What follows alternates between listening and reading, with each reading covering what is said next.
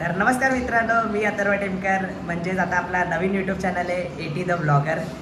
तर तुम्ही विचार करत असाल की अथर्व यूट्यूबर कसा. तर खूप दिवसांना विचार होता.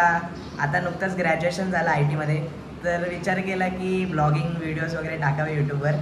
तर म्हणूनच आता आज आपण पहिला ब्लॉग आपला करणार आहोत. म्हणजेच आपण जाणार आहोत चिंतामणीच्या आगमनाला. आणि आता जस्ट आता क्लासला जाणार. क्लासवरनं 2-3 मित्रांसोबत आगमनाला जाऊ. तर नक्कीच आता आपला नवीन चॅनल आहे तर सपोर्ट करा भरभरून, एवढीच विनंती.